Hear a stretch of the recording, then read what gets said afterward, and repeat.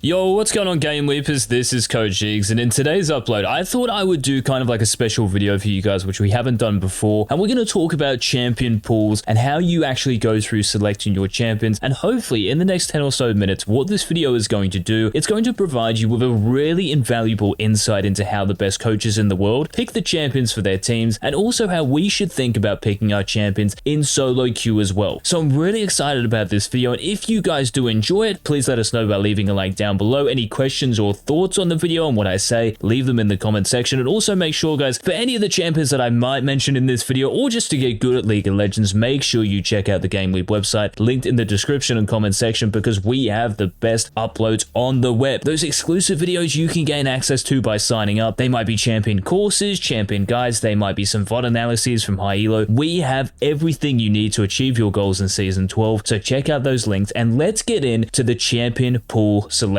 guide. So when we queue up for ranked games, lots of people think that the game starts when you hit the rift. Well, really it doesn't. It starts in champ select, because the champion selection process is the first part of a game. And I'm sure you've heard before of people saying it's GG and champ select diff. This sometimes can be the case, especially if matchups are so one-sided that the enemy team, it doesn't even matter if they play perfectly, it's just over because of how their champions interact with the enemy champions. So we certainly have to take champ select seriously, and this is what this guide is about. So in my opinion, there are two ways to go about thinking about picking your champions. First of all, you have the 1v1 champions. So all you're looking at on the enemy team is who your opponent is picking. So if you're a top laner, you're looking at the enemy top laner. If you're a mid laner, you're looking at the enemy mid laner, and so on. Picking like this is good for you, of course, because you're doing what's best for your lane. Even if you're blind picking, if you're in the mid lane, you can pick Ahri. She doesn't have any hard counters, so you know you're going to be useful in the 1v1, but when this can get tricky is when you start picking champions who have lots of counters and you don't even have a chance in the 1v1. So let's say you're picking a very notorious lane dominant champion like an Urgot, for example. Well, Urgot, even though he is good in lane, there are certainly matchups that he's going to struggle with, and because Urgot has a big weakness in team fights, because he can get kited so easily, and it's not like you're playing Malphite, there is so much pressure on you to win the lane when you pick this champion, because you don't really bring anything to the mid to late game 5v5s. So these really strong dominant lane champions, it's a very high risk, high reward strategy. You're picking one of these champions to dumpster your opponent in the first 10 minutes, and that's where you snowball and take over. But the issue with these champions, Darius might be another one, maybe Set, is that if you don't win your lane, the game could well be over just because of the champion you're picking. So what I'm trying to say here, if you're picking one of these champions that does not bring a lot to the 5v5 parties, then you have to be very careful about blind picking a champion like Darius, or blind picking a champion like Set, because they definitely have bad matchups. Same thing if you're picking Kai'Sa in the bot lane. There are AD carries who you just don't want to go against. If you're blind picking Lucian, you do not want to see Draven locked in on the enemy team. So by thinking about winning your lane, sometimes you can actually cuck yourself, because lots of these champions can get countered. So in my opinion, the best way for you guys to think about blind picking in champ select is to pick a balanced champion. So someone who can win lane, but also someone who brings something to the team environment. Because team fights are going to happen. Scuttlecrap skirmishes are going to happen. So how do we then pick a champion who's going to be useful for our team? Well, what I'm really getting at here is utility. So someone who brings some sort of CC or setup to a team. This could be something like movement speed, so maybe a Kled ultimate. This could be something like a Sivir ultimate as well. Maybe an Ashe arrow for the hard CC, a Malphite ultimate, of course. These are the popular ones, but if we mention Malphite, some lanes he really struggles in, because he's not a lane dominant champion like a Darius, let's say. But there are matchups where Malphite does very well, so into attack speed champions like Tryndamere and Jax, for example, and of course he's going to be more useful than these champions in team fights. So Malphite is a very nice balanced champion for the most part. But there are going to be champ selects where picking this utility, so if you're picking a Malphite top lane, if you're picking Sivir as an AD carry really just for the ultimate, this leaves you vulnerable during the laning phase. And what it might also mean is that if your team doesn't have enough damage or too much utility, for example, you might have a Twisted Fate mid, a Malphite top, a Sivir AD carry, like where is the damage going to come from in a team composition like that? So you also have to take into account, does this team need damage or does it need utility? If it needs a bit of both, then that's what you have to take into account. But then the next question we have to ask, and you can already see how complex kind of champ select can be, especially in the pro scene, then we have to take into account what type of damage does the team need. If I pick Malphite into a Jackson Tryndamere, well, I've already got an AP jungler, and I've got an AP mid laner, and my support's a Leona who does magic damage. So if the enemy team builds any sort of magic resist, this might come in the form of Hexdrink and Merc Treads, Banshee's Veil would be a big cuck against that team, then Malphite is just not the answer. Even if it's really good into the enemy top lane and like a Jax or a a Tryndamere, you are going to reduce the effectiveness of your teammates, which is what you have to think about as well. So in that case, you know you need to go an attack damage champion to give your team mixed damage in the damage output. You don't just want one source of damage because it makes it very easy for the enemy champions to itemize against. So you might even be an ADC, but being an ADC, sometimes your teammates are going to lock in 3 attack damage champions in the top jungle and mid lane roles, which leaves you really with no choice but to pick something like a Veigar or a Cassiopeia or a Ziggs, an AP carry champion who can work in the bot lane, or you're just really leaving it to your support like a Brand or a Zyra to be locked in. And sometimes these support players won't even play these champions, so having a champion pool that answers all of these questions is going to leave you bulletproof in champ select, because as players in champ select are picking their champions, weaknesses grow and strengths grow. So what you're really trying to do is cover all of your weaknesses and even the lose conditions you might have. So if you just ask yourself in champ select, how do we lose this game? Well, this game becomes infinitely harder if I lock in X champion, but if I lock in Y champion, well, that actually balances out our damage and also gives us some setup that we kind of desperately need. So you might have a Zed in the mid lane and Nidalee jungle, and you might have a bot lane like Samira and maybe Alistar. Now Alistar, it's all on him really to provide the setup for that team, so you could even consider something like a Camille. Locking the enemy champions down in her ultimate is going to allow the Alistar to come in. Landing her hook shot is going to allow the Nidalee to land her spear. And all of a sudden we have a team composition, because the team fights, you know, games are going to last like at least 30 minutes on average. They are going to happen. So instead of just tunnel visioning our lane, which don't get me wrong, is a viable strategy, especially in solo queue, because winning lane is the first thing we have to do. But sometimes it's not always the best thing, because the other champions our teammates have picked might not even need you to win lane. So I know this might sound kind of complex and it might be a little in depth, but these are just general ideas we need to think about, and maybe in future videos I can even go through some drafts and talk you guys through what the best picks are during each phase of the champ select process. Now the last thing we really have to touch on is this idea of early and late game, because there are champions who obviously prosper in the early stages of a game. So a champion like Wukong in the top lane, a Kalista, a champion like attack damage Shaco with Halo Blaze and Ignite in the jungle. These champions pack a punch in the early levels and when level 6 comes around, but there are other champions in the game who excel when the late game hits. So champions like Veigar, Kayle, a champion like Yone, an AD carry like Jinx, or supports like Sona and Soraka. When the game gets to late game, so you're at least 2 to 3 items deep, that's when these champions can pop off. But you don't really want a team full of late game champions, because the chances of you actually getting to 25-30 minutes, they're very small, especially if you're playing against a very strong early game team composition. So the enemy team might have Darius top, Rek'Sai in the jungle, and then they might have a strong laning AP mid laner like a Syndra who can work around the Rek'Sai and set up kills for her, and they might even have a bot lane like Kalista and Alistar. This is a very early game kill dominant snowbally team composition. So let's say against this team your teammates have already picked some late game champions. You might have a Kayle in the mid lane, you might have a Fiddlesticks in the jungle, in the top lane you might have an Aatrox, and in the bot lane we're still waiting to pick our champions. So in that team composition you would really have to pick something that does well in the early game to protect your team. You do not want to have 5 late game champions going against 5 early game champions, because let me tell you, that is only going to end one way. If everyone is the same skill level, of course, so you can gap them in terms of skill, but we just have to trust Riot's matchmaking system that everyone in the game is going to be around the same skill level. So this is why champ select is going to matter even more. And on the flip side of that, if you have a very early game team, well, that is when you can afford to pick a late game champion. So let's just say from the jungle to the support role, there's a bunch of early game champions, and the bot lane is probably going to be the side your jungler paths towards. Well, in that case, you can pick a top laner, maybe like an Ornn or a Gangplank or a Camille, someone who is just going to happily scale into a game. They don't need their teammates or their jungler to come top because they're always going to be fine. That would be an excellent pick, and it doesn't even matter how bad the 1v1 is, because you're always going to be useful in a game like that. So also be aware, guys, not just of the profile of the champion you're picking, so are they attack damage, are they magic damage, are they early, are they late game oriented, but also be aware of your team, because the best teams work when each individual player is complementing one another. It doesn't matter if you have the 5 best champions in the meta, they might all be late game champions, so the team isn't going to be that cohesive, and it's not going to have the champion synergy to give them the best chance of winning. So hopefully this general champion pool, champion selection guide was useful to you guys, and remember to let us know by leaving a like down below. Thank you so much for watching, and I will see you in tomorrow's Season 12 daily upload. This has been the Peace.